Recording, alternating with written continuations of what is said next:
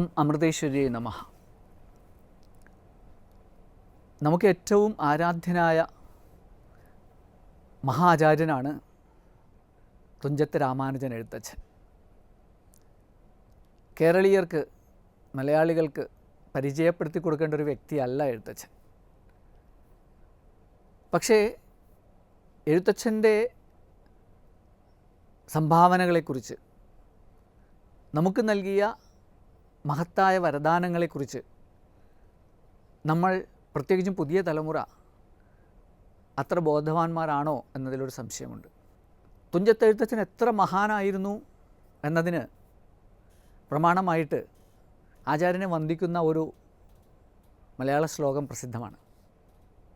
അല്പം സംസ്കൃതവും കലർന്ന മണിപ്രവാള ശൈലിയിലുള്ള ഒരു ശ്ലോകമാണത്. സാനന്ദരൂപം സകലപ്രബോധം ആനന്ദദാനാമൃത പാരിജാതം മനുഷ്യപത്മേഷു രവിസ്വരൂപം പ്രണവമി തുഞ്ചത്തെഴുമാര്യപാദം എന്നാണ് തുഞ്ചത്ത് ആചാര്യനെക്കുറിച്ച് വന്ദനമായി ചൊല്ലുന്ന ആ ശ്ലോകത്തിൽ പ്രതിപാദിച്ചിരിക്കുന്നത്. സാനന്ദരൂപം സകലപ്രബോധം, എല്ലാ ജ്ഞാനങ്ങളുമുള്ള ആനന്ദസ്വരൂപനായിരുന്നു ആ മഹാജ്ഞാനി, ആ മഹാഭക്തൻ, ആ മഹാപണ്ഡിതൻ. അതുപോലെ ആനന്ദദാനാമൃത പാരിജാതം, മറ്റുള്ളവർക്ക് പാരിജാത വൃക്ഷം പോലെ അഭീഷ്ടങ്ങളെല്ലാം പ്രദാനം ചെയ്യുന്ന ദിവ്യവൃക്ഷം, ദേവവൃക്ഷം പോലെ ആനന്ദമാകുന്ന അമൃതം ദാനം ചെയ്യുന്ന ആളായിരുന്നു. തൻ്റെ കൃതികളിലൂടെ എല്ലാവരെയും പരമാനന്ദ സമുദ്രത്തിൽ ആറാടിച്ച മഹാവ്യക്തിത്വമായിരുന്നു എഴുത്തച്ഛൻ. മനുഷ്യപത്മേഷു രവിസ്വരൂപം, മനുഷ്യർ ഒരു താമര പോലെയാണെങ്കിൽ, കൂമ്പി നിൽക്കുന്ന ഒരു താമര മൊട്ട് വിടരുന്നത് സൂര്യൻ ഉദിച്ച് പ്രകാശം പരത്തുമ്പോഴാണ്. അതുപോലെ എഴുത്തച്ഛനും മനുഷ്യഹൃദയങ്ങളാകുന്ന താമരകളെ വിരിയിച്ച ആദിത്യസ്വരൂപനായിരുന്നു. അത്രയും മഹാനായ ആ തുഞ്ചത്ത് എഴുത്തച്ഛനെ നമസ്കരിക്കുന്നു എന്നാണ് പറയുന്നത്. പ്രണവമി തുഞ്ചത്തെഴുമാര്യപാദം. നമുക്കറിയാം, നമ്മൾ മലയാളികൾ ആദ്യം തുഞ്ചത്ത് എഴുത്തച്ഛനെ കുറിച്ച് സ്മരിക്കുന്നത് മലയാള ഭാഷയുടെ പിതാവ് എന്നുള്ള നിലയ്ക്കാണ്. കാരണം ഇന്ന് പ്രചാരത്തിലിരിക്കുന്ന മലയാള ഭാഷയുടെ സ്വരൂപം, ഇന്ന് നമ്മൾ പ്രയോഗിക്കുന്ന ഭാഷയുടെ ആ ശൈലി, മലയാളത്തിൻ്റെ വാക്യഘടന, ഇതെല്ലാം ചിട്ടപ്പെടുത്തിയത് എഴുത്തച്ഛനാണ്. അതുകൊണ്ടാണ് കേരളവ്യാസൻ എന്നറിയപ്പെടുന്ന നിമിഷകവി കൊടുങ്ങല്ലൂർ കുഞ്ഞുകുട്ടൻ തമ്പുരാൻ, മഹാകവി കുഞ്ഞുകുട്ടൻ തമ്പുരാൻ പറഞ്ഞത്, നമുക്കെഴുത്തച്ഛൻ എടുത്ത ഭാഷ ക്രമക്കണക്കെ ചരണം എന്ന്. എഴുത്തച്ഛൻ ഉപയോഗിച്ച ഭാഷാക്രമം, ഭാഷയുടെ ആ പ്രയോഗശൈലി, രീതി, അതുതന്നെയാണ് നമ്മളെല്ലാവരും ആശ്രയിക്കേണ്ടത് എന്നാണ് ഈ വരിയുടെ അർത്ഥം. അപ്പോൾ എഴുത്തച്ഛൻ ഭാഷയ്ക്ക് നൽകിയ സംഭാവനകളോടൊപ്പം നമ്മുടെ സംസ്കാരത്തിനും മലയാളികളുടെ വ്യക്തിവികാസത്തിനും നൽകിയ സംഭാവനകൾ വളരെ വളരെ സ്മരണീയമാണ്. നമ്മൾ എഴുത്തച്ഛനെക്കുറിച്ച് ആലോചിക്കുമ്പോൾ പെട്ടെന്ന് ഓർക്കുന്നത് തുഞ്ചത്ത് എഴുത്തച്ഛൻ എഴുതിയ രാമായണം കിളിപ്പാട്ടാണ്, അധ്യാത്മരാമായണം കിളിപ്പാട്ട്. അതിനു പുറമെ മലയാളത്തിന് ആധ്യാത്മിക ഗ്രന്ഥങ്ങളുടെ ഒരു പരമ്പര തന്നെ എഴുത്തച്ഛൻ സംഭാവന ചെയ്തിട്ടുണ്ട്. മഹാഭാരതം കിളിപ്പാട്ട് വളരെ പ്രസിദ്ധമാണ്. പിന്നെ ഭാഗവതവും മലയാളത്തിൽ എഴുത്തച്ഛൻ കിളിപ്പാട്ടാക്കിയിട്ടുണ്ട്. അതിൻ്റെ പ്രാമാണികത, എഴുത്തച്ഛൻ എത്രത്തോളം അതിൽ തർജ്ജമ ചെയ്തിട്ടുണ്ട്, എത്ര ഭാഗങ്ങൾ എഴുത്തച്ഛൻ്റേതല്ല എന്നെല്ലാം ചില വിവാദങ്ങളൊക്കെ ഉണ്ടെങ്കിലും ഭാഗവതവും എഴുത്തച്ഛൻ്റേതായിട്ടാണ് പറയപ്പെടുന്നത്. പിന്നെ പ്രസിദ്ധമായ ഹരിനാമകീർത്തനം മലയാളികളെല്ലാം അനേകം തവണ കേട്ട് പഴകിയിട്ടുള്ള ഹരിനാമകീർത്തനം. അതുപോലെ തന്നെ ദേവീ മാഹാത്മ്യവും എഴുത്തച്ഛൻ മലയാള ഗാനരീതിയിൽ, പാട്ട് രീതിയിൽ തർജ്ജമ ചെയ്തിട്ടുണ്ട്. പിന്നെ വേദാന്തത്തിലെ വളരെ പ്രൗഢമായൊരു ഗ്രന്ഥം, ചിന്താരത്നം എന്നു പേരായ ഒരു ഗ്രന്ഥവും എഴുത്തച്ഛൻ എഴുതിയതായിട്ട് അംഗീകരിക്കപ്പെട്ടിട്ടുണ്ട്. അപ്പോൾ ഇങ്ങനെ മലയാള ഭാഷ ഉപയോഗിക്കുന്നവർക്ക് അവരുടെ ആധ്യാത്മിക ജീവിതത്തിലേക്ക് വേണ്ട അനേകം വിഭവങ്ങളും എഴുത്തച്ഛൻ നൽകിയിട്ടുണ്ട്. ഭാഷയുടെ സമൃദ്ധിക്ക് വേണ്ടി മാത്രമല്ല, ആ ഭാഷാഭാഷികളായ ജനതയുടെ ആധ്യാത്മിക വളർച്ചയ്ക്ക് വേണ്ടിയും സാംസ്കാരിക വളർച്ചയ്ക്ക് വേണ്ടിയും അപരിമിതമായ സംഭാവനകൾ ചെയ്ത വ്യക്തിയാണ് എഴുത്തച്ഛൻ. അധ്യാത്മരാമായണം അല്പമെങ്കിലും കേട്ടുപരിചയിക്കാത്ത ആരും തന്നെ മലയാളികളുടെ ഇടയിൽ ഉണ്ടാവുകയില്ല. അധ്യാത്മരാമായണത്തിലൂടെയാണ് മലയാളിയുടെ കുടുംബജീവിതവും വ്യക്തിജീവിതവും സമൂഹജീവിതവും എന്തിനേറെ ഒരു പരിധിവരെ രാഷ്ട്രീയ ജീവിതം പോലും രൂപപ്പെടുത്തിയിട്ടുള്ളത്. മുഖ്യമായും ശ്രീരാമൻ്റെ കഥയാണ്, ശ്രീരാമൻ്റെ ഭക്തിയാണ് അധ്യാത്മരാമായണത്തിലെ വിഷയം. രാമനാമത്തിൻ്റെ മഹാത്മ്യമാണ്. പക്ഷേ അതോടൊപ്പം തന്നെ എങ്ങനെയാണ് ആരോഗ്യകരമായൊരു കുടുംബജീവിതം നയിക്കേണ്ടത്, എങ്ങനെയാണ് നല്ല വ്യക്തിത്വം സമ്പാദിക്കേണ്ടത്, എങ്ങനെയാണ് രാജനീതിയിൽ ഉള്ള പരസ്പര വ്യവഹാരങ്ങൾ നടത്തേണ്ടത്, എങ്ങനെയാണ് അനുകൂല സാഹചര്യങ്ങളെ സ്വന്തമാക്കേണ്ടത്, പ്രതികൂല സാഹചര്യങ്ങളിൽ നിന്ന് രക്ഷപ്പെടേണ്ടത്, ഇങ്ങനെയുള്ള പല വിഷയങ്ങളും എഴുത്തച്ഛൻ തൻ്റെ അധ്യാത്മരാമായണത്തിലൂടെ നമുക്ക് പകർന്നു തന്നിട്ടുണ്ട്. അതിലെ ചില വരികൾ നമുക്കെല്ലാവർക്കും അറിയാം. എങ്ങനെ ആധ്യാത്മിക തത്വങ്ങളെ അദ്ദേഹം പ്രതിപാദിച്ചു എന്ന്. ഉദാഹരണത്തിന് കർമ്മഫലത്തെക്കുറിച്ച് പറയുമ്പോൾ താൻ നിരന്തരം ചെയ്യുന്ന കർമ്മങ്ങൾ താൻ അനുഭവിച്ചിടുകയെന്നേ വരൂ എന്നൊന്നും അറിയാത്ത മലയാളികളില്ല. അതുപോലെ ജീവിതത്തിൻ്റെ നശ്വരതയെക്കുറിച്ച് പറയുമ്പോൾ ഭോഗങ്ങളെല്ലാം ക്ഷണപ്രഭാചഞ്ചലം, വേഗേന പോകും ആയുസ്സുമോർത്തിയിട നീ എന്ന് ലക്ഷ്മണ സാന്ത്വനത്തിൽ ശ്രീരാമനെ കൊണ്ട് എഴുത്തച്ഛൻ പറയിപ്പിക്കുന്നു. അതൊക്കെ നമ്മളുടെ ജീവിതത്തിൻ്റെ ദർശനത്തിൻ്റെ അടിസ്ഥാന തത്വങ്ങളായി മലയാളികൾ മാറോട് ചേർത്ത് വയ്ക്കുന്ന തത്വസംഹിതകളാണ്. അങ്ങനെ രാമായണത്തിലൂടെ പോയി ഹരിനാമകീർത്തനത്തിലെത്തുമ്പോഴേക്കും നമ്മളുടെ ഭക്തിക്ക് നിത്യ അനുഷ്ഠാനമായി മാറിയ ഒരു കീർത്തന കൃതി എഴുത്തച്ഛൻ നമുക്ക് നൽകിയതായിട്ട് കാണാൻ സാധിക്കും. പിന്നെ വേദാന്തത്തിലെ ഗഹനതത്വങ്ങൾ നൽകുന്ന ഉപദേശങ്ങൾ പ്രത്യേകം പ്രതിപാദിക്കുന്ന ചിന്താരത്നം നമുക്ക് എഴുത്തച്ഛൻ നൽകി. ഇതിലൂടെയെല്ലാം ആ മഹാപുരുഷനെ എത്രത്തോളം വാഴ്ത്തിയാലും മതിയാവുകയില്ല എന്ന് നമുക്ക് വ്യക്തമാകും. അദ്ദേഹത്തിൻ്റെ ആ മഹാനുഭാവൻ്റെ സ്മരണകളും എഴുത്തച്ഛൻ നമുക്ക് നൽകിയ ആശയങ്ങളിലൂടെ പ്രചോദനവും നമ്മൾ എന്നെന്നും കൈമുതലാക്കി മുന്നോട്ട് നീങ്ങി ജീവിതത്തെ സഫലമാക്കാം. മലയാളികൾക്ക് പ്രാതസ്മരണീയനായ തുഞ്ചത്ത് ആചാര്യൻ്റെ മുമ്പിൽ നമുക്കെല്ലാവർക്കും പ്രണമിക്കാം. കേരളം ലോകത്തിന് സംഭാവന ചെയ്ത മഹാപുരുഷന്മാരിൽ ഒരാളാണ് മേൽപ്പത്തൂർ നാരായണ ഭട്ടതിരി. നാരായണ ഭട്ടതിരിയെ നമ്മൾ സ്മരിക്കുന്നത് അല്ലെങ്കിൽ നമ്മൾ അറിയുന്നത് സുപ്രസിദ്ധ സ്തോത്രകാവ്യമായ നാരായണീയത്തിൻ്റെ കർത്താവ്, രചയിതാവ് എന്നുള്ള നിലയ്ക്കാണ്. അദ്ദേഹത്തെ പ്രണമിക്കുന്ന ഒരു സംസ്കൃത ശ്ലോകമുണ്ട്. നാരായണീയം രചിച്ചു എന്ന ആ മഹത് കൃത്യത്തിന് അദ്ദേഹത്തോട് കൃതജ്ഞത പ്രഖ്യാപിച്ചുകൊണ്ടുള്ളൊരു ശ്ലോകമാണ്. മോക്ഷാബ്ധി സാരമയ ഭാഗവതാഖ്യദധ്നോ നാരായണീയ നവനീതമഹോ ഗൃഹീത്വ മായാമയോഘ പരിതപ്തജനായ യോദാത് നാരായണ അവനിസുരായ നമോസ്തു തസ്മൈ എന്നാണ് ആ ശ്ലോകം. നാരായണ അവനിസുരായ നമോസ്തു തസ്മൈ, നാരായണ എന്നു പേരായ ആ ഭട്ടപാദർക്ക്, ആ ബ്രാഹ്മണ ശ്രേഷ്ഠന് നമസ്കാരം. എന്താണ് അദ്ദേഹം ചെയ്ത സംഭാവന? ഈ ശ്ലോകമനുസരിച്ച് ഭാഗവതത്തെ ചുരുക്കി നമുക്ക് നൽകി. ഈ ശ്ലോകത്തിൽ അത് വളരെ കാവ്യാത്മകമായിട്ടാണ് വർണ്ണിച്ചിട്ടുള്ളത്. എന്താണെന്ന് വെച്ചാൽ, മോക്ഷാബ്ധി സാരമയ ഭാഗവതാഖ്യദധ്നോ. ശ്രീമദ് ഭാഗവതം നമുക്കറിയാവുന്ന ഗ്രന്ഥമാണ്. ലോകം മുഴുവനും കൃഷ്ണഭക്തന്മാർ, വിഷ്ണുഭക്തന്മാർ നെഞ്ചേറ്റി പരിലാളിക്കുന്ന ഗ്രന്ഥമാണ്. ഭഗവാൻ കൃഷ്ണൻ്റെ കഥ, ഭഗവാൻ വിഷ്ണുവിൻ്റെ അവതാര കഥ, ഭക്തിയുടെ ചരിത്രം, ഇതെല്ലാമാണ് അതിലെ വിഷയം. അത് മോക്ഷാബ്ധി സാരമയമാണ്. അത് മോക്ഷത്തിൻ്റെ ഒരു കടലാണത്. മോക്ഷത്തിന് പല മാർഗങ്ങളുമുണ്ട്. നമുക്കറിയാം, വേദാന്തം, യോഗം, കർമ്മം, ഭക്തി, ഇങ്ങനെ പല മാർഗങ്ങളുള്ളതിൽ ഭാഗവതം അതിൻ്റെ സാരമാണ്. എല്ലാ മോക്ഷമാർഗങ്ങളുടെയും സാരസംഗ്രഹം നമുക്ക് ഭാഗവതത്തിൽ കാണാൻ സാധിക്കും. അതുകൊണ്ട് മോക്ഷാബ്ധി സാരമയ ഭാഗവതം എന്നാണ് പറയുന്നത്. അതിനെ ഒരു തൈര് കൊണ്ടുണ്ടാക്കിയ കടലാണെന്ന് വിചാരിക്കുക. ദധിസാഗരം. അങ്ങനെയുള്ള ആ തൈര് കടഞ്ഞ് അതിൽ നിന്ന് വെണ്ണ എടുത്തു കഴിഞ്ഞാൽ എങ്ങനെയിരിക്കും? ആ ഭാഗവതത്തിൻ്റെ സാരാംശം മുഴുവനും എങ്ങനെ തൈര് കടഞ്ഞ് വെണ്ണ എടുക്കുമ്പോൾ തൈരിൻ്റെ സാരാംശം നമുക്ക് കിട്ടുമോ, അങ്ങനെ നമുക്ക് പ്രദാനം ചെയ്ത വ്യക്തിയാണ് നാരായണ ഭട്ടതിരി.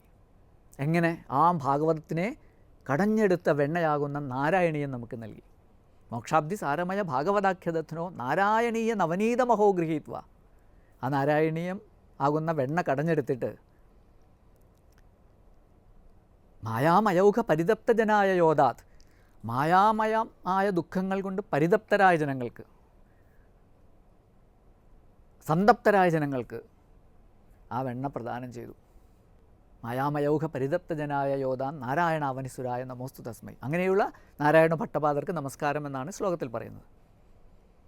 അപ്പോൾ ഇതിൽ നിന്ന് നമുക്കറിയാം നാരായണ ഭട്ടതിരിയുടെ ഏറ്റവും വലിയ സംഭാവന നാരായണീയം നമുക്ക് നൽകിയെന്നുള്ളതാണ്. നമുക്ക് ഭാഗവതം 18,000 ശ്ലോകങ്ങളാണ്. അത് മുഴുവനും വായിച്ച് ആസ്വദിക്കാനും അതിനെ പാരായണം അനുഷ്ഠിക്കാനും ഒക്കെ ബുദ്ധിമുട്ടാണെങ്കിൽ അതിൻ്റെ സാരം ഇതാ ഞാൻ നാരായണീയമായി നിങ്ങൾക്ക് നൽകുന്നു.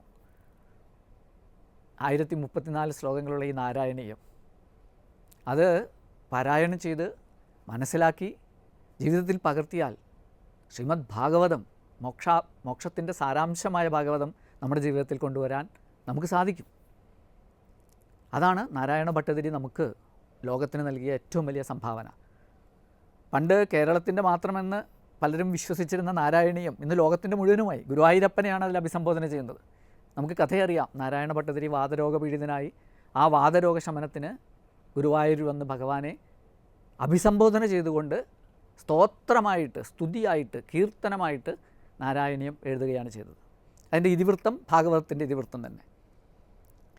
അപ്പോൾ അങ്ങനെ കേരളത്തിൻ്റേതായൊരു സ്വകാര്യ സ്വത്തെന്ന് നമ്മൾ കരുതിയിരുന്ന നാരായണീയം അതിൻ്റെ മഹത്വം കൊണ്ട് അതിരുകൾ ലംഘിച്ച്, കേരളത്തിൻ്റെ ഈ അതിർത്തികൾ ലംഘിച്ച് ഭാരതം മുഴുവനും ഇന്ന് അംഗീകരിക്കപ്പെട്ടു.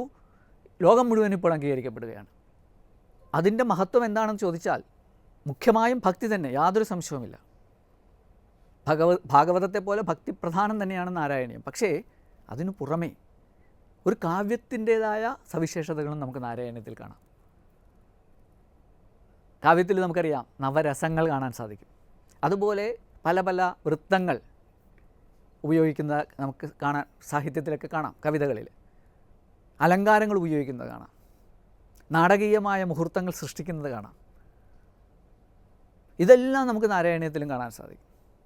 ഇപ്പോൾ നരസിംഹാവതാരം വരുന്ന സമയത്ത് ആ ഭാഷയൊക്കെ വളരെ ജടിലമായൊരു ഭാഷ, നമ്മളെല്ലാം ഒരു ഭീകരമായ സംഭവം അവിടെ നടക്കുന്നു എന്ന് പ്രതീതി ജനിപ്പിക്കുന്ന ഭാഷ. അതുപോലെ കാളിയൻ്റെ മുകളിലേറി കൃഷ്ണൻ നൃത്തം ചെയ്യുമ്പോൾ ഒരു നൃത്തത്തിൻ്റേതായ താളത്തോടു കൂടിയ ഒരു ഭാഷ, പദ്യശൈലി. അതുപോലെ രാസക്രീഡ, കൃഷ്ണൻ ഗോപികമാരുമായി ആടുമ്പോൾ ഒരു ലാസ്യ നൃത്തത്തിൻ്റേതായ ശൈലി. ഇങ്ങനെ ഭാഷയുടെ എല്ലാ സാധ്യതകളെയും ഉപയോഗിച്ചുകൊണ്ട് കാവ്യസുന്ദരമായ രീതിയിൽ നാരായണീയം ഭാഗവത കഥകളെ, ഭാഗവത തത്വങ്ങളെ അവതരിപ്പിക്കുന്നു. പിന്നെ ഈ ഭട്ടതിരി, നാരായണ ഭട്ടതിരി മഹാപണ്ഡിതനായിരുന്നു. വ്യാകരണത്തിലെ മറുകര കണ്ട സംസ്കൃത വ്യാകരണത്തിൻ്റെ പാരംഗതനായ ഒരു പണ്ഡിതനായിരുന്നു. അതുകൊണ്ട് നാരായണീയത്തിൽ സംസ്കൃത ഭാഷയുടെ ആ പ്രയോഗ ശൈലിയിലുള്ള വൈവിധ്യങ്ങളും നമുക്ക് കാണാൻ സാധിക്കും, സൗന്ദര്യങ്ങൾ നമുക്ക് കാണാൻ സാധിക്കും, ചമത്കാരങ്ങൾ നമുക്ക് കാണാൻ സാധിക്കും. അങ്ങനെ സർവഗുണസമ്പന്നമായൊരു കൃതിയാണ് നാരായണീയം. അത് സ്തോത്രമാണ്, കാവ്യമാണ്, അതേപോലെ തന്നെ ഭാഗവത സംഗ്രഹവുമാണ്. ഇതുമാത്രമല്ല നാരായണ ഭട്ടതിരി നമുക്ക് നൽകിയത്. അദ്ദേഹം അനേകം രചനകൾ എഴുതിയിട്ടുണ്ട്. അദ്ദേഹം 70-ാം വയസ്സിൽ, ഇത് 27-ാം വയസ്സിലാണ് നാരായണീയം എഴുതുന്നത്. അദ്ദേഹം 70 വയസ്സായപ്പോൾ മലബാറിലുള്ള മുക്കോല ക്ഷേത്രത്തിൽ അവിടുത്തെ ദേവിയെ ഉപാസിച്ചുകൊണ്ട് ശ്രീപാദ സപ്തതി എന്നു പേരായ 70 ശ്ലോകങ്ങളുള്ള ഒരു സുന്ദരമായ രചന ദേവീപരമായി രചിച്ചു. അതുപോലെ തന്നെ അദ്ദേഹം വ്യാകരണ നിയമങ്ങൾ മനസ്സിലാക്കി തരുവാൻ വേണ്ടി ഒരു കാവ്യം രചിച്ചു, ധാതു കാവ്യം എന്ന പേരിൽ. അത് ശ്രീകൃഷ്ണൻ വൃന്ദാവനത്തിൽ നിന്ന് മധുരയിലേക്ക് പോകുന്ന സമയം മുതലുള്ള കഥകളാണ് അതിൽ വർണ്ണിക്കുന്നത്. അതിൽ ആ കഥ ശ്രീകൃഷ്ണചരിതം തന്നെയാണെങ്കിലും വ്യാകരണം പഠിപ്പിക്കാൻ വേണ്ടി രചിച്ച ഒരു കൃതിയാണ്. പിന്നെ അദ്ദേഹം പ്രക്രിയാ സർവസ്വം എന്നു പേരായ മഹത്തായ ഒരു വ്യാകരണ ഗ്രന്ഥം തന്നെ എഴുതി. സംസ്കൃത വ്യാകരണം പഠിക്കുവാൻ കേരളത്തിൽ പലരും ആശ്രയിച്ചിരുന്ന വലിയൊരു പ്രൗഢഗംഭീരമായ ഗ്രന്ഥമാണ് പ്രക്രിയാ സർവസ്വം. പാണിനിയുടെ വ്യാകരണം, സംസ്കൃത വ്യാകരണമെല്ലാം വളരെ വിദ്യാർത്ഥികൾക്കൊക്കെ പിന്തുടരാനും മനസ്സിലാക്കാനും അതനുസരിച്ച് സംസ്കൃത ഭാഷ കൈകാര്യം ചെയ്യാനുമൊക്കെ സൗകര്യമുണ്ടാക്കുന്ന ഒരു ബൃഹത് രചന പ്രക്രിയാ സർവസ്വം അദ്ദേഹം രചിച്ചു. പിന്നെ വേദത്തെക്കുറിച്ച്, വേദത്തിലെ കർമ്മങ്ങളെക്കുറിച്ചൊക്കെ വർണ്ണിക്കുന്ന ഗ്രന്ഥങ്ങളും അദ്ദേഹം രചിച്ചിട്ടുണ്ട്. നിരനാസികം ചമ്പു, അപാണിനീയ പ്രാമാണ്യ സാധനം എന്നെല്ലാം പേരായ അനേകം കൃതികൾ സംസ്കൃത ഭാഷയിൽ നാരായണ ഭട്ടതിരി രചിച്ചു. പക്ഷേ അദ്ദേഹത്തിൻ്റെ പ്രശസ്തി എപ്പോഴും ലോകപ്രശസ്തി, പോപ്പുലാരിറ്റി എന്ന് പറയുന്ന ആ ജനപ്രീതി എപ്പോഴും നാരായണീയ രചനയിലൂടെയാണ് കാണാൻ സാധിക്കുക. അപ്പോൾ ഇങ്ങനെയെല്ലാം മനുഷ്യ മനസ്സിന് ഉത്കർഷം നേടിക്കൊടുക്കുവാൻ തൻ്റെ പാണ്ഡിത്യത്തെയും തൻ്റെ ഭക്തിയെയും തൻ്റെ കവിത്വത്തെയും സമഞ്ജസിപ്പിച്ചുകൊണ്ട് നാരായണ ഭട്ടതിരി പ്രദാനം ചെയ്ത അനേകങ്ങളായ രചനകൾ ലോകത്തിന് മുഴുവൻ ഉപകാരപ്രദമായി തീർന്നു. നമ്മുടെ ഈ കൈരളി ലോകത്തിന് സംഭാവന ചെയ്ത, ഈ മലയാള നാട് ലോകത്തിന് സംഭാവന ചെയ്ത മഹാപ്രതിഭയായിരുന്നു നാരായണ ഭട്ടതിരി. അദ്ദേഹത്തിൻ്റെ സ്മരണയും അദ്ദേഹത്തിൻ്റെ കൃതികളിൽ നിന്നുള്ള ഊർജം നേടി മുന്നോട്ട് പോകലുമെല്ലാം നമ്മെ നമ്മുടെ ജീവിതത്തിൻ്റെ ഉത്തുംഗ സോപാനങ്ങളിലേക്ക് നയിക്കും. അതിനെല്ലാം അദ്ദേഹത്തിൻ്റെ ആ കാലടികളെ പിന്തുടരുവാൻ നമുക്ക് ശ്രമിക്കാം. നമ്മൾ മലയാളികൾക്ക് പരമ്പരാഗതമായി ഏറ്റവും പ്രാധാന്യമുള്ള 3 ആഘോഷങ്ങളാണ് ഉണ്ടായിരുന്നത്. ഇപ്പോഴത്തെ തലമുറയിലുള്ളവർ ഇത് 3 കേട്ടിട്ടുണ്ടെങ്കിലും ഇതിൻ്റെ പ്രാധാന്യം എത്രത്തോളം മനസ്സിലാക്കിയിട്ടുണ്ടെന്ന് സംശയമാണ്. 2 ഇപ്പോഴും വളരെ സജീവമായി സമൂഹത്തിൽ നിലനിൽക്കുന്നു. നമുക്കറിയാം, ഒന്നാമത്തെ ഏറ്റവും പ്രധാനപ്പെട്ട ആഘോഷം ഓണം, രണ്ടാമത്തത് വിഷു, മൂന്നാമത്തത് തിരുവാതിര. നമ്മുടെ പഴയ ശൈലിയിൽ പറയും ഓണം, വിഷു, തിരുവാതിര എന്ന് പറയും. തിരുവാതിര ആഘോഷം ഇന്ന് വളരെ നാമമാത്രമായി ചുരുങ്ങി ചില ക്ഷേത്രങ്ങളിലൊക്കെ മാത്രമേ ഉള്ളൂ. പണ്ട് കുടുംബങ്ങളിലെല്ലാം തിരുവാതിര ആഘോഷം ഉണ്ടായിരുന്നു, ധനുമാസത്തിൽ തിരുവാതിര. കേരളീയരുടെ ഒരു പൊതു ആഘോഷങ്ങളായിട്ടാണ് ഇത് 3 കാണുന്നത്. അപ്പോൾ ഇതിൽ വിഷുവാണ് നമുക്കിപ്പോൾ സമാഗതമായിരിക്കുന്ന ആ സുദിനം. വിഷു നമ്മളുടെ മാത്രം ഒരു ആഘോഷമാണെന്ന് വിചാരിക്കരുത്. ഓണം നമ്മുടെ മാത്രമാണെന്ന് വിചാരിക്കാം. നമുക്ക് മുഖ്യമായും കേരളത്തിലാണ് ഓണം. മറ്റ് സംസ്ഥാനങ്ങളിലൊന്നും ഓണം അത്രയും കാണാനേ സാധിക്കുകയില്ല. മലയാളികൾ ഉള്ളിടത്ത് മാത്രമേ ഓണാഘോഷങ്ങൾ ഗംഭീരമായുള്ളൂ. പക്ഷേ വിഷു അങ്ങനെയല്ല. കാരണം വിഷുവിന് അഖില ഭാരതീയ അടിസ്ഥാനത്തിലൊരു പ്രാധാന്യമുണ്ട്. പല കാരണങ്ങളെ കൊണ്ടും ആ പ്രാധാന്യം നമുക്ക് മനസ്സിലാക്കാൻ സാധിക്കും. വിഷു കേരളത്തിൽ ഈ വിഷു എന്ന പേരിൽ ആഘോഷിക്കുമ്പോൾ പഞ്ചാബ് മുതലായ പ്രദേശങ്ങളിൽ ബൈസാഖി എന്ന് പറഞ്ഞ് ആഘോഷിക്കും. കിഴക്കേ ഭാരതത്തിൽ, പൂർവ്വ ഭാരതത്തിൽ അതിനെ ബിഖു എന്ന പേരിൽ ആഘോഷിക്കും. അങ്ങനെ പല സ്ഥലത്തും വിഷു ഉണ്ട്. കാരണം എന്താണെന്ന് വെച്ചാൽ വിഷുവിൻ്റെ അടിസ്ഥാനം മുഖ്യമായും ജ്യോതിശാസ്ത്രപരമാണ്. ഭാരതം മുഴുവൻ പിന്തുടരുന്ന ഒരു ജ്യോതിശാസ്ത്ര ഗണന പ്രകാരം വളരെ മഹത്വം ഉള്ള ഒരു ആഘോഷമാണ് വിഷു. നമ്മുടെ ജ്യോതിർഗണന അനുസരിച്ച് ഈ ഖഗോളത്തെ അല്ലെങ്കിൽ ഈ ആകാശത്തെ നമുക്ക് വളരെ ലളിതമായി പറയാം. 12 ഭാഗങ്ങളായി വിഭജിച്ചിട്ടുണ്ട്. അതിനോരോന്നിനും ഓരോ രാശി എന്ന് പറയും. ആ ഓരോ രാശികൾക്ക് ഓരോ പേരുമുണ്ട്. മേടം, മെടവം, മിഥുനം, കർക്കിടകം എന്നാണ് അത് തുടങ്ങുക. നമ്മുടെ മലയാളത്തിലെ മാസങ്ങളുടെ പേര് തന്നെയാണ്. ഇതിൽ ഗണിതാക്കളെല്ലാം, ജ്യോതിർവിജ്ഞാനികളെല്ലാം ഒന്നാമത്തെ രാശിയായിട്ട് കണക്കാക്കുന്നത് മേടം രാശിയെയാണ്. ഭാരതത്തിൽ മുഴുവനും അങ്ങനെയാണ്. അപ്പോൾ വിഷുവിൻ്റെ പ്രാധാന്യം എന്താണെന്ന് വെച്ചാൽ ഗ്രഹങ്ങളിൽ ഏറ്റവും പ്രതാപശാലിയായ, ജ്യോതിശാസ്ത്ര ഭാഷയിൽ പറഞ്ഞാൽ ആത്മകാരകനായ സൂര്യഭഗവാൻ ഒന്നാമത്തെ രാശിയായ മേടത്തിലേക്ക് പ്രവേശിക്കുന്ന ദിവസമാണ് വിഷു. 1-ാം രാശിയിലേക്ക് സൂര്യൻ പ്രവേശിക്കുന്ന ദിനം. അതുകൊണ്ട് ആ ദിവസം ഭാരതത്തിൽ പൊതുവെ പുതുവർഷ ആരംഭമായി കണക്കാക്കുന്നു. നവവത്സര ദിനമാണ് വിഷു. മലയാളികൾക്ക് നവവത്സര ദിനം ചിങ്ങം 1 നമ്മൾ പറയുമെങ്കിലും പണ്ട് മലയാളികൾക്കും കേരളീയർക്കും വിഷു തന്നെയായിരുന്നു നവവത്സര ദിനം. അതുകൊണ്ട് ഇന്ന് നമുക്ക് വേണമെങ്കിൽ മലയാള പഞ്ചാംഗം അനുസരിച്ച്, മലയാള കലണ്ടർ അനുസരിച്ച് 2 പുതുവത്സര ദിനങ്ങൾ ആഘോഷിക്കുന്നു എന്ന് നമുക്ക് പറയാം, ഓണവും വിഷുവും. വിഷു ഒരു പുതുവത്സര ദിനം തന്നെയാണ്. വിഷുവിൻ്റെ ചടങ്ങുകൾ നോക്കിയാൽ അതിനെ പല തലങ്ങളിൽ നമുക്ക് കാണാൻ പറ്റും. അതിനൊരു സാംസ്കാരിക തലമുണ്ട്, അതിനൊരു ആധ്യാത്മിക തലമുണ്ട്, അതിനൊരു സാമൂഹിക തലമുണ്ട്, പിന്നെ അതിനൊരു പാരിസ്ഥിതിക തലമുണ്ട്. സാംസ്കാരിക തലം എന്ന് വെച്ചിട്ടുണ്ടെങ്കിൽ നമ്മുടെ സംസ്കാരം കൈ പകർന്ന് മുന്നോട്ട് പോകുന്ന ഒന്നാണ്. അത് കുടുംബത്തിൻ്റെ ഒരു പിന്തുടർച്ചയിലൂടെ കിട്ടുന്നതാണ്. സംസ്കാരങ്ങളെല്ലാം കുടുംബത്തിലെ മുതിർന്നവർ ഇളയ തലമുറയ്ക്ക് പകർന്നു കൊടുക്കുന്ന ഒരു രീതിയാണ് നമ്മൾ പിന്തുടരുന്നത്. അതിൻ്റെ പ്രതീകാത്മകമായ അനുഷ്ഠാനങ്ങൾ നമുക്ക് വിഷുവിൽ കാണാം. ഏറ്റവും പ്രധാനം വിഷു കൈനീട്ടം. മുതിർന്നവർ, ധനം സമ്പാദിക്കുന്നവർ ധനം സമ്പാദിക്കാത്തവർക്ക് അല്ലെങ്കിൽ തങ്ങളിൽ ഇളയവർക്കെല്ലാം എന്തെങ്കിലും ചെറിയ ഒരു ധനദാനം ചെയ്യുന്നു. അതൊരു പ്രതീകമാണ്. തങ്ങളുടെ സ്വത്ത്, തങ്ങൾ ആർജിച്ച പൈതൃകം ഇതാ അടുത്ത തലമുറയിലേക്ക് കൈമാറുന്നു. പിന്നെ ഇതൊരു സൂചന ഞാൻ നൽകുകയാണ്. ഈ സാംസ്കാരിക തലത്തിൻ്റെ ഒരു ഉദാഹരണം എടുത്ത് പറയുകയാണ്. ഇനി എൻ്റെ ആധ്യാത്മിക തലത്തിൻ്റെ ഉദാഹരണം നോക്കാം. ഒരു പുതുവർഷം തുടങ്ങുന്ന ദിവസം രാവിലെ നമ്മൾ എന്തിനെയാണ് കാണുന്നത്? നമ്മൾ കണി കാണുന്നു.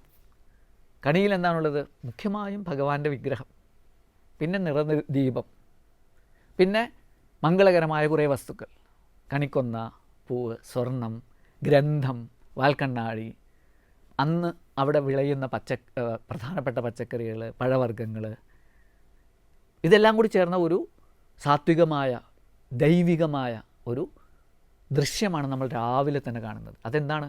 നമ്മളുടെ ആത്മീയ ചൈതന്യത്തെ ഉണർത്തുവാൻ വേണ്ടിയാണ് അതിനെ കാണാൻ നമ്മളെ പഠിപ്പിക്കുന്നത്. പ്രകാശത്തെ കാണുക, ഈശ്വരനെ കാണുക, ഈ പാഠമാണ് നമുക്ക് വിഷുക്കണിയിലൂടെ കാണിച്ചു തരുന്നത്. ഇതാണ് ഇതിൻ്റെ ആധ്യാത്മിക വശം. പിന്നെ ഇതിൻ്റെ സാമൂഹിക വശമുണ്ട്. എല്ലാവരും ഒത്തുചേരുന്നു, പടക്കം പൊട്ടിക്കുന്നു, സദ്യ ഉണ്ണുന്നു, കളിക്കുന്നു കുട്ടികളെല്ലാം. അങ്ങനെയുള്ള ഒരു സാമൂഹിക സമാഗമത്തിൻ്റെ വേദി കൂടി ആയി മാറുന്നു വിഷു. അതെല്ലാ ഉത്സവങ്ങൾക്കും ഉള്ളത് തന്നെയാണ്. ഇതിനും ഉപരിയായി പ്രധാനമായി ഇതിനൊരു പാരിസ്ഥിതിക തലമുണ്ട്. എന്താണ്? നമ്മുടെ പരിസ്ഥിതിയിൽ നിന്ന് കിട്ടുന്ന വിഭവങ്ങളെ കൊണ്ട് ജീവിതം സന്തുഷ്ടമാക്കി തീർക്കുവാൻ നമ്മൾ പഠിക്കണം. ചക്കയും മാങ്ങയും വെള്ളരിക്കയും കണിക്കൊന്നയും ഒക്കെ ഈശ്വരൻ്റെ ചില വൈഭവങ്ങളെ പ്രകടിപ്പിക്കുന്നതോടൊപ്പം തന്നെ നമ്മുടെ പ്രകൃതിയുടെ വരദാനത്തെ കൂടി കാണിച്ചു തരുന്നു. ആ പ്രകൃതിയുടെ വരദാനങ്ങൾ ഉൾക്കൊണ്ട് ജീവിതത്തിൽ മുന്നോട്ട് പോകുവാനുള്ള സന്ദേശം നമുക്ക് ഈ വിഷു നൽകുന്നു. അതുപോലെ വിത്ത് വയ്ക്കുന്ന ദിവസമാണ്. അങ്ങനെ പല പല പ്രകൃതിയുമായി ബന്ധപ്പെട്ട സംഭവങ്ങളും വിഷുവിനോടനുബന്ധിച്ച് നമ്മൾ ആചരിക്കാറുണ്ട്. അതൊക്കെ വിശദമായി പഠിക്കേണ്ട വിഷയമാണ്. പുതിയ തലമുറ ഇതെല്ലാം കണ്ടു പരിചയമില്ലാത്തവരായിട്ടുണ്ടെങ്കിലും അതിൻ്റെ ചരിത്രമൊക്കെ വായിച്ചും മുതിർന്നവരിൽ നിന്ന് കേട്ടും മനസ്സിലാക്കിയാൽ സാംസ്കാരികവും ആധ്യാത്മികവും സാമൂഹികവും പാരിസ്ഥിതികവുമൊക്കെയായ പല തലങ്ങളിൽ മഹത്വമുള്ള ഒരു ഉത്സവമാണ്, ആഘോഷമാണ് വിഷു എന്ന് മനസ്സിലാക്കാം.